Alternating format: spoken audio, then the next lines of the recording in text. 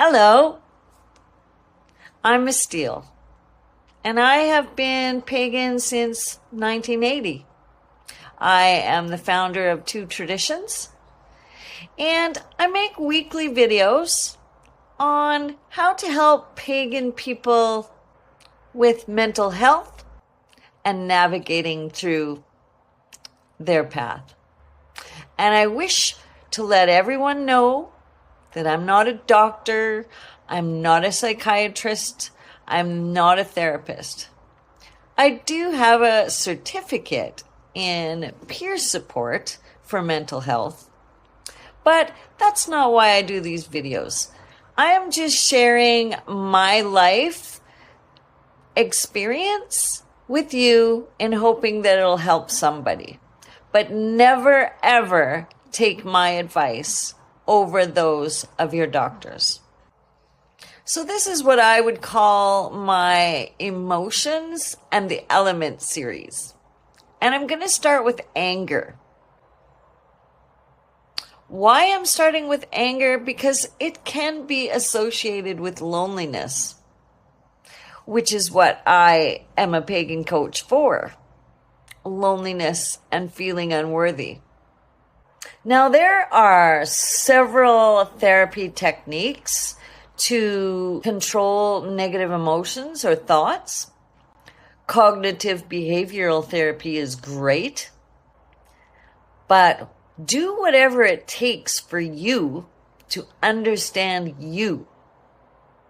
Because self-acceptance is the first step in self-improvement.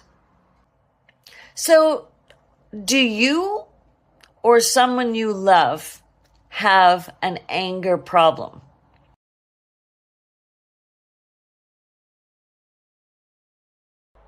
Well, the very first step we have to do is understand what is healthy anger and what is unhealthy anger. Because anger is a crucial emotion, but if it's not used correctly, it can cause great damage. So let's go over some key differences. First, we'll start with healthy anger. Anger's purpose is to let you know that something is wrong or needs to be addressed. Healthy anger is expressed in a controlled manner. We can say we're angry and we can vent, and then we get help solving the problem. Your feelings are communicated assertively and not aggressively to others around you. And the focus of the anger is always to look for a solution. Healthy anger is short-lived. If you're experiencing healthy anger, you're very aware of your emotions and you can articulate it to the other person. If it's not between you and that other person, you can still tell them why you're angry and ask for help. Anger is like a surge of energy which helps you set boundaries, stand up for injustice. It's very good for personal growth. It inspires yourself to make personal changes because if you're angry, something needs to change. It makes you address your own shortcomings, make positive changes, and strive for self-improvement. Anger is also for self-protection.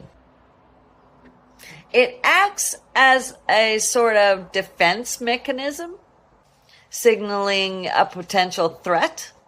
So it activates like a response to defend yourself when you're in danger, physical danger.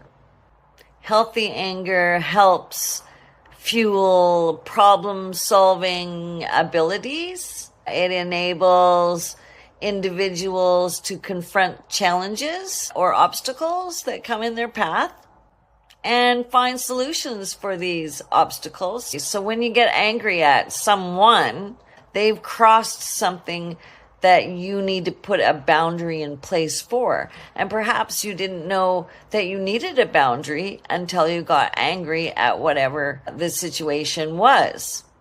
Oh, I'm angry. So now you tell the other person, oh, this made me very angry. I think I need to communicate that I need to put a boundary in place here. And then you put a boundary in place, and then a clear consequence if it happens again.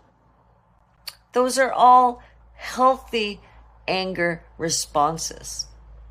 The person is calm, it's short-lived, they're able to express why they're angry, and you find a solution, it's over.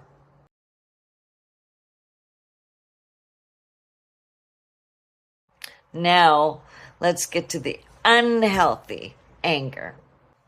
Unhealthy anger is persistent and frequent. Some people's anger is chronic. These type of people get angry even on the most minor irritation. And some individuals struggling with anger issues have lack of insight. In other words, they might not know the root causes of their anger. They seriously cannot answer why they're angry. Unhealthy anger has a negative impact on self and anyone around them. It affects their mental and physical well-being. It affects relationships of any type, and it affects their overall quality of life. Out of control anger is like angry outbursts where the individual actually loses control, perhaps in the form of throwing things around, acting irrationally with violent energy. All unhealthy anger is destructive. Why? Because the issue tends to escalate to a bigger issue than it was in the beginning. And then the fight goes way out of proportion, which leads to even more conflict and more stress and damaging your relationship. And the longer this goes on, you won't have a relationship because you're hurting the other person. And if you can't see it or you're unaware of it, you take a chip out of their heart every single little fight that becomes unresolved. Sorry doesn't cut it. That's not resolving the issue. Unhealthy anger is a form of coercion to make the other person do what you want them to do because you're mad at yourself, or you can't do it yourself, or you can't problem solve yourself. Or you want them to do something, but you don't know how to express yourself. So instead you get angry until the point that you wear them down so that they're scared to express themselves and they won't talk back, or they won't have their own opinion anymore. And it doesn't matter if you think their opinion is wrong. It does not matter. It's their opinion. And their opinion isn't saying that you're wrong or that you're stupid. It's just a different opinion. But when you wear them down and stop them from speaking with your anger, or make them leave, or feel small, you're just taking their spirit away, piece by piece, until they become a shell. I, for one, won't live in that. My boundary when I see anger, I leave. I don't like that energy. I'm an energy person and it's very exhausting. And on top of that, I have autism, so I won't accept it. I lived it before. I don't want to ever live it again. And I don't regret living it. I learned from it. And I don't want you to feel bad either. That's not the point of my video. We're just exploring what it is. Some examples of uncontrolled anger are physical violence, verbal abuse, intimidation, acting in anger without thinking about the consequences that you are doing to someone else or yourself, whether it be physical or whether there be their mental well-being. So physical abuse is not just beating someone up. It is throwing objects, even if you're not throwing it at the person, but you're throwing it around the room. It is a clear form of abuse. It causes stress, panic, and fear. And it's so important for the person who is angry doing this physical violence that even though you're not physically touching somebody else with your hands, you are still abusing their mental well-being. Verbal abuse can be way more damaging than physical abuse. If you're expressing anger through demeaning language, it causes emotional harm. Insults, threats, derogatory comments intended to belittle or intimidate someone into doing what you want is verbal abuse. It makes people feel unsafe. Holding grudges. Yeah, it's abusive. Holding on to anger and nurturing grudges, that's unhealthy. Escalating the conflict way beyond your initial anger. Allowing your anger to fuel your aggressive behavior more and more so that it builds, intensifies any disagreement or the emotions of the person in the room, then that person becomes angry because they become in defense mode. And that just escalates the whole problem, which causes cardiovascular problems, not sleeping properly, anxiety, and as I mentioned, difficulty in your relationship. The relationship is put under such strain and it erodes away piece by piece until you don't have a relationship, because that trust is being broken. Every time you say sorry and you do it over and over and over again, the words mean nothing. Sorry means nothing. I love you means nothing. Because if you truly love someone, you wouldn't treat them that way. Period. You would do everything in your power to make your loved one feel safe. Just the emotional distress is enough to put someone in bed for a week. Especially if you're being angry with someone who has already gone through some form of abuse in past relationships or as a child. And then people just become bitter, grow resentment, hostile, and hinder your growth. You can never grow unless you deal with the unhealthy anger. You can never grow because you refuse to have the conversation because you're too scared to look at yourself. and that flaw. And it's okay to have that flaw. Nobody is perfect. I'm not perfect.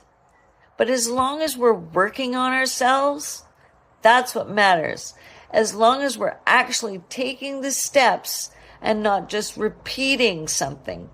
And then you guys can put this up to like, I'm going to start this diet on Monday, or I'm going to exercise. And then you know how it peters off?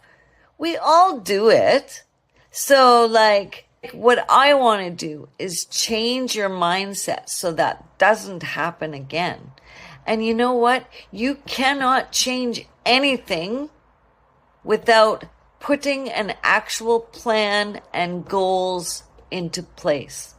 Otherwise, it's just rinse and repeat, and you're doing the same thing day out, day in, that you've done every day.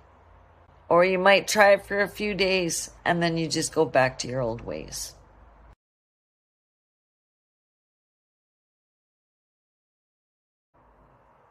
So we have to remember that anger is healthy if used in a proper way.